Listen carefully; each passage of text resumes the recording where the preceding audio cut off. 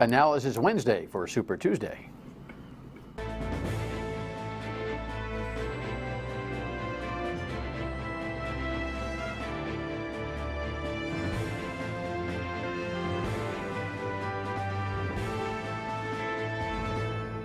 The Dan Yorke State of Mind program is brought to you in part by Lookout Rhode Island and Takeo Comfort Solutions. Yeah, so, Fleming says to me, we don't have enough time on this show. Well, we got a couple of hours. He's right. I mean, there's so much to talk about, so I'm excited to have my partners in crime in evaluating political days, important ones and pivotal ones, and Super Tuesday certainly is the political pivotal day of this primary season. It really resets the entire conversation. Welcome aboard. Nice to have you in on this Wednesday evening. Just a couple of notes. Look, we tape, if you watch the show regularly, you should know this. There'll be a quiz. If you've just joined us for the first time, thanks. We've been here almost 7 years. But here is the time. It's 1:45 in the afternoon, and this is our latest headline on coronavirus. And, yeah, the death toll is rising, and the number is 3.4% now on a fatality basis. But, that factors in the whole world, right? And, Wuhan response and what's happening. And I think in America, the idea that in Seattle there were some elderly, sicker patients, more ill patients who were hit with this thing, may be tinkering with that number. I'm sure that number is going to adjust. I'm praying, and I think you are too, that it's going to come down. Knock wood, while there are 4 confirmed issues of coronavirus in the state, it seems like a lot of work is being done and people are being very smart. And just a constant drumbeat of wash your hands, cough into your sleeve, da-da-da-da. While it feels like those mundane things when the snow comes, give yourself some extra time because the roads are going to be busy. And you're going, you know what, I know that, dummy. It actually is, I think, beginning to work. People are the shaking hand thing is slowing down. We're doing what we can. At the same time, we are, quote, going on with our lives. The second headline that I think is fascinating is what's happening here in the state. The grand jury seems to either be extended. I don't think it's a new one, so I thought it was about to come to an end in February. We have 3 new witnesses coming to the grand jury on the case of the convention center debacle with the Speaker of the House, where he reportedly issued an audit order for the convention center based on what seems to be a personal political objective, and 3 new players to the grand jury, including the chairman of the board of the Convention Center Authority, Bernie Bonanno. Joe Fleming, our pollster, and Ted Nesi are all everything on politics and business and Target 12 News and all of that. Guys, on the coronavirus, welcome, boys, nice to see you. Good to see you. The coronavirus thing, Joe, is impacting politics in what way right now? Well, I think people were concerned. I think that the turnout was going to be down because of the coronavirus. People might not want to go out to vote. Well, that didn't happen. People were voting in the primaries What a yesterday. good sign that is. That is. People are concerned that Virginia, for example, was like 400,000 more people voted yesterday than in 2008, which was their highest turnout. So they're getting huge numbers. So people are being careful of the virus, but they're still doing their civic duty. They're out there voting. They waited in line for hours yesterday in some states. Your thought on that? Yeah, one of our reporters said to me this morning she thought there might be a little actually coronavirus fatigue at the moment, and I think I can see where that would come from, where we had a sudden burst of discussion in the last week and a half, right, between the stock market, the sudden ramping up in Washington, finding the first cases locally. Now that people have adjusted to, okay, it's around and it's a thing we're all dealing with, the fact that you aren't seeing every day a huge number of additional cases, at least so far, thankfully, locally, I think SEO saying, okay, take the steps that you just mentioned. Maybe this won't be as bad as that's I think you're absolutely right. And chicken or the egg on who is responsible for the corona fatigue. We are on it. I swear to God, I come home after the TV and then the radio discussing it. The phones are getting less interactive. People are. It's this thing that's happening. There's issue fatigue. We're built into it. I think that the Trumpian cycle, as things move fast. Impeachment, I found the same thing. People are like, oh, enough already. The coronavirus, they want it to be enough already. They're still nervous about it. But one of the things I have found, just as a consumer of news, not as a broadcaster, not as a host, I've actually found, Joe, that when the news shifts, say you're watching one of the cable shows, and the news shifts from coronavirus to the political race, I feel a sense of relief. And and a sense of interest. And I wonder if the psychology of the primary day, I wonder if that psychology impacted the voter turnout in some way, as if it's almost a diversion. Like people, I mean, but I know people have heartfelt thoughts about who they want to see, and I know you've talked at length about how Trump drives up the interest on both sides. But I wonder if people are just like, let me get out, let me do something constructive with my life, and let me vote.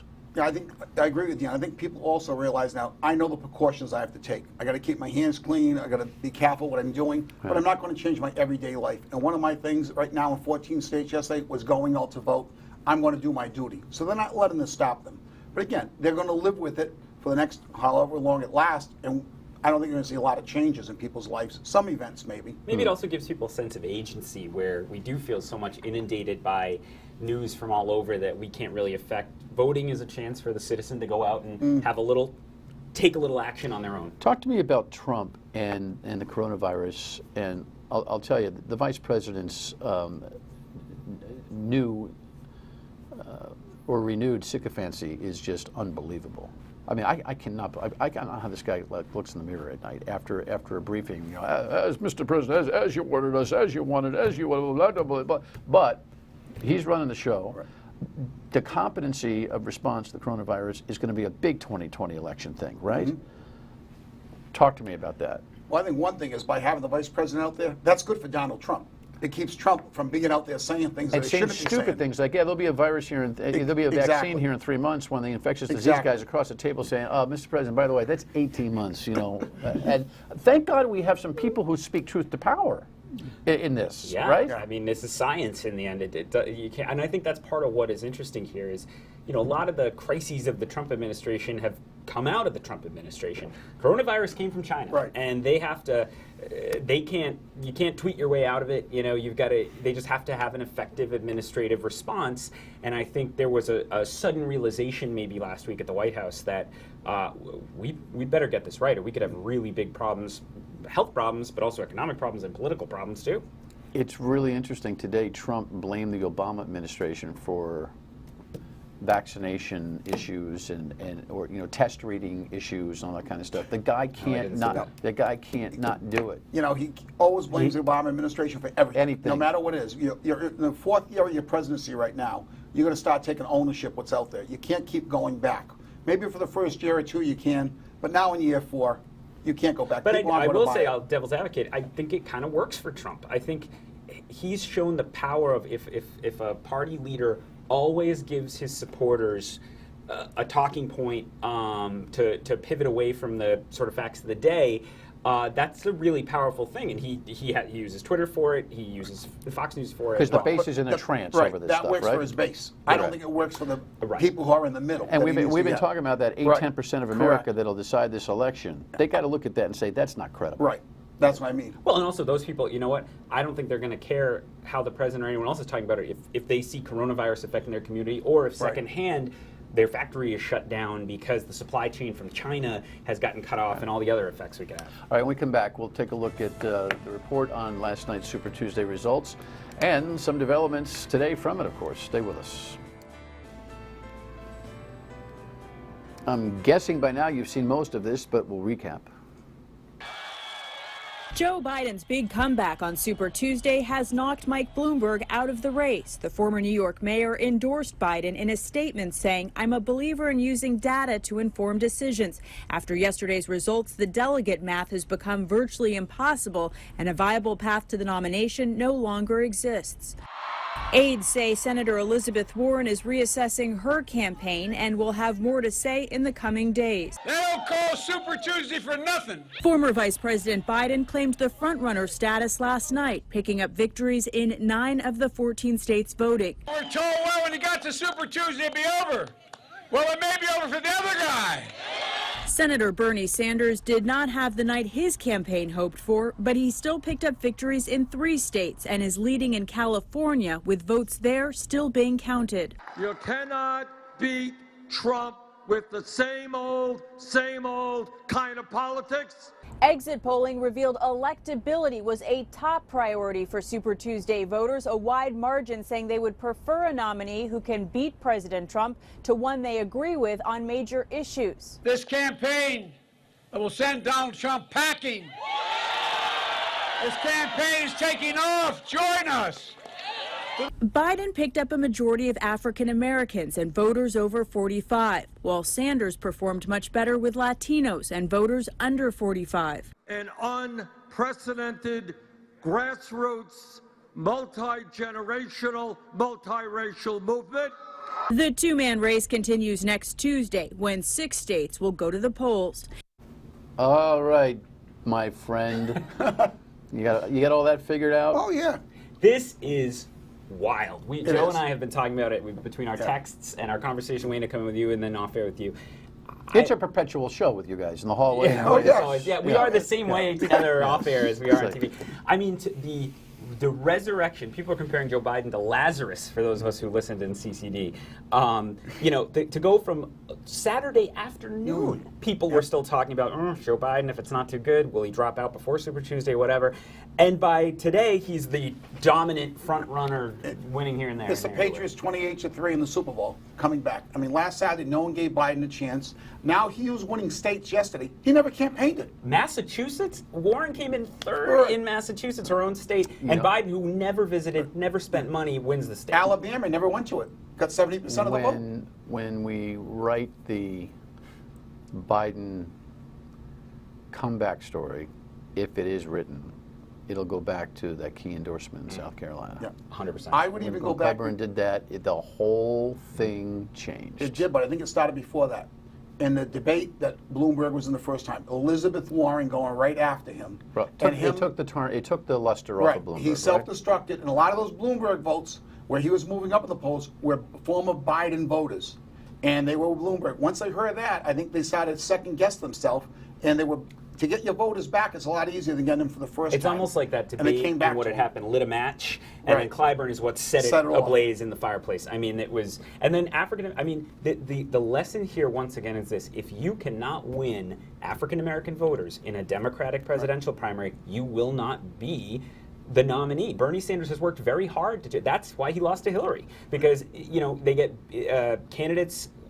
We've seen this now repeatedly. They do well in the northern states. When they get to these places with majority black electorates in the South, they just don't play. And Bernie has barely improved with black voters. And he's worked at it for the last 4 years trying to improve. But again, Biden went past the South yesterday. Maine he was running even with. He won Massachusetts. He won Minnesota. The polls last week had Biden in single digits in Minnesota. Well, he got an endorsement in Minnesota from Amy Klobuchar, who owns the state. So, I mean, in part, it's a math issue. It makes perfect sense to me. I don't know why everyone's going lions and tigers and bears on my over that one. But it was so quick, almost overnight. You would expect him to get a bump and get delegates, but not come up and win the state.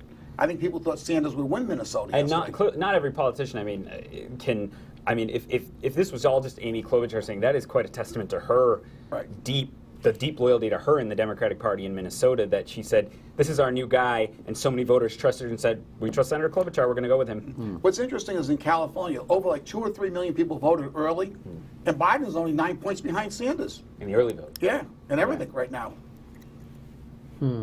Joe Biden last night was very excited. We got a little bit of video on this, Eric. We can run the Commonwealth even treated him well. Just a few days ago, the press and the pundits had declared the campaign dead. And we're told, well, when he got to Super Tuesday, it'd be over. Well, it may be over for the other guy. I thought that was a reference to Massachusetts, but anyway,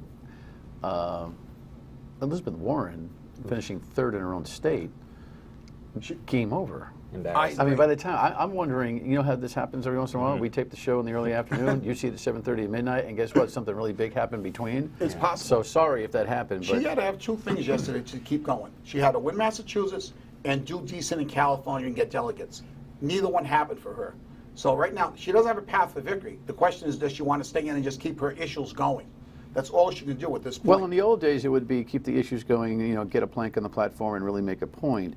Right now, I still think we're in somewhat brokered convention possible place here. If Bernie is able to sustain his own kind of, fight back here, right? We may not get a majority of delegates for either one of them. Well, if it just comes down to a two-person race, somebody will get a majority because with two people, No, you're but if she dividing it. stays in, If she stays in, she can force that issue, perhaps, if she can get some If traction. she's viable. Right, I she's mean, not she's not viable. hitting 15% No. in some of these states. Right, and that's the thing people have to understand. You got to get 15% in the states to qualify to get the Yeah. delegates. she thought Virginia would be a good place for her. She wasn't viable in Virginia. Well, Joe also- Bloomberg getting out probably affects the momentum of her getting out because I think that she's always been kind of the person that wanted to be able to catch the ball in a negotiated settlement at the convention, right?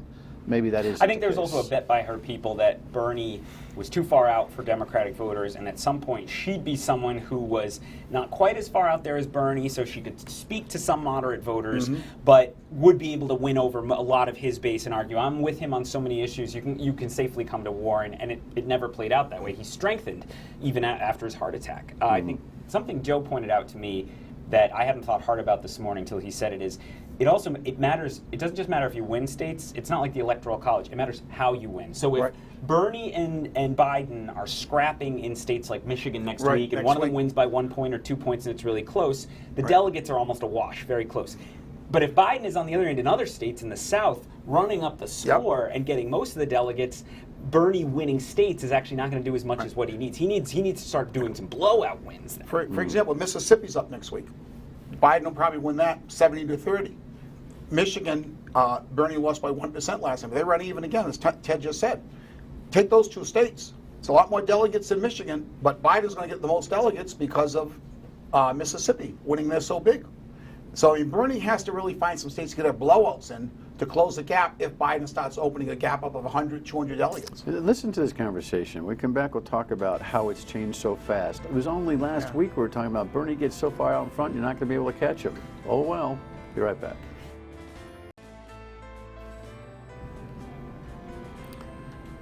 I'll tell you, did you watch this stuff last night? Did Joe Biden, we don't have the video right here, but he gets up on behind that microphone and he can't remember who's his wife and who's his daughter, who's his sister. I know they were behind him a little bit, but oh my goodness. I heard a collective groan almost in the eyes of Democrats who were about to crown him saying, wait a minute, this was why we were worried in the first place. Well, right? That's real. I'm not joking. It's just weird situation we have here, but isn't it fascinating that days ago, weeks ago, perhaps hours ago, we were thinking that if Bernie gets out in front, there's going to be no stopping, and now the whole conversation has completely changed. People are talking, if Biden can keep it under 200 delegates behind or 100 delegates behind, he'll have a shot at this. No one expected him to have the lead after yesterday. But again, people thought he would do well in the South, but they did not expect him to do well in California. They thought Texas could be questionable.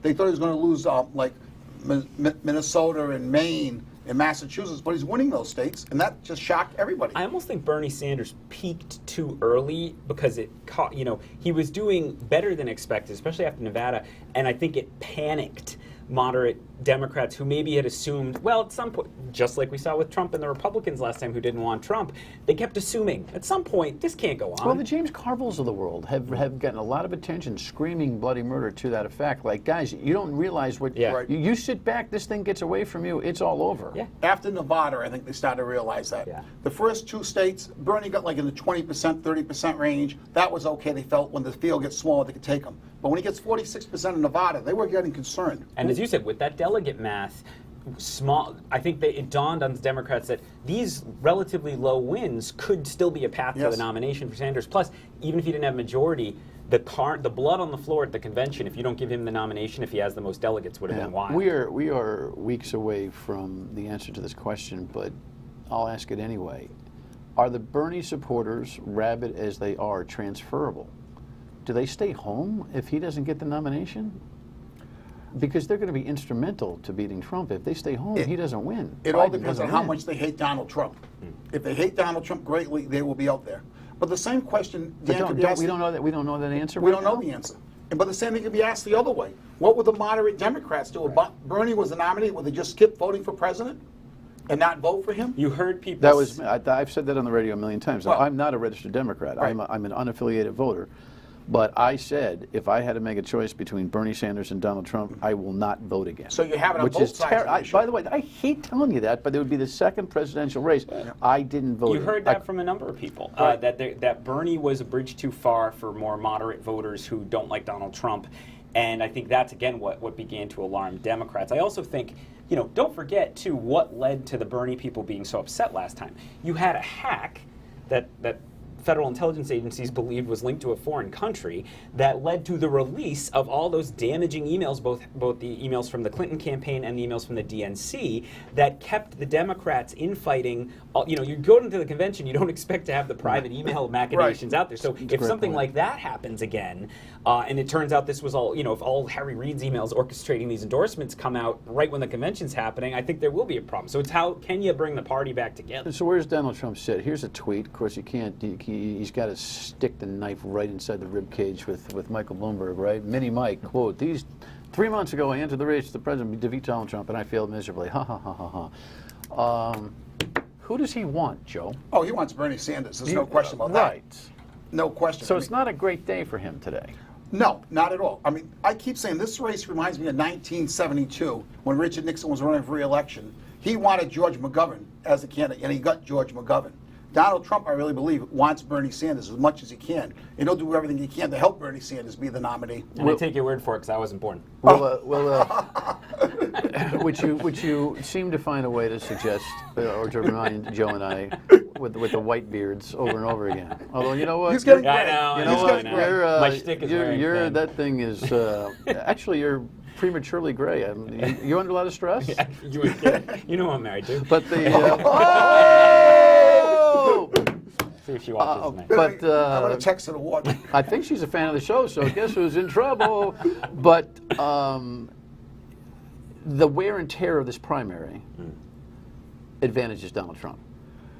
Because they don't have unlimited resources. He does, in some Well, sense. they don't, but now if Mike Bloomberg decides to start a super PAC and start spending money, the resources are going to be there. Keep in mind, Joe Biden. Do you think he dumps another $500 million on not this be race? surprised. I actually wouldn't be surprised if it's Biden. And he's going to have a lot of legal issues in doing so because you just can't give a candidate $500 million. No, he's not. He's going to do it as a super We're going PAC. to do it or an independent And it expenditure. can't be coordinated, and No, I mean there'll I don't think be it a will. laser focus on his spending. But keep in mind, Joe Biden spent very little money yesterday. Of all the candidates, he probably spent the least amount of money and got the most delegates and got the most state wins.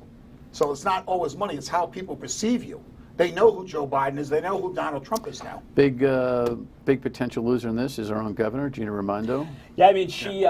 First governor to endorse Michael Bloomberg. Wah, wah, wah. 2 hours after, within 2 hours of him dropping out today, we had Governor Raimondo backing Joe Biden, and I do think, yeah, that's the ticket. Joe I Biden. do think Yeah. it was a political miscalculation on her part, and we can do chapter and verse on that. A lot of people saw already the fatal flaw in Mike Bloomberg's candidacy was probably going to be Mike Bloomberg himself, and we saw that on the debate stage. But she either didn't see it or didn't mind. And when he got in, Biden was going down. He looks good. She may finish her term. Yes, exactly. We may have Gina Raimondo through 2022 now. Thank you, fellas. Final word when we come back.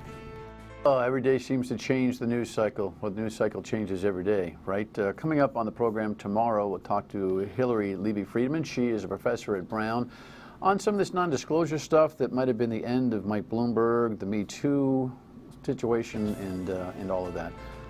We'll talk to you tomorrow night here and on the radio, of course, weekdays 3 to 6 on WPRO. Thank you so much for tuning in. Make sure you cough in your sleeve and wash your hands. We're good.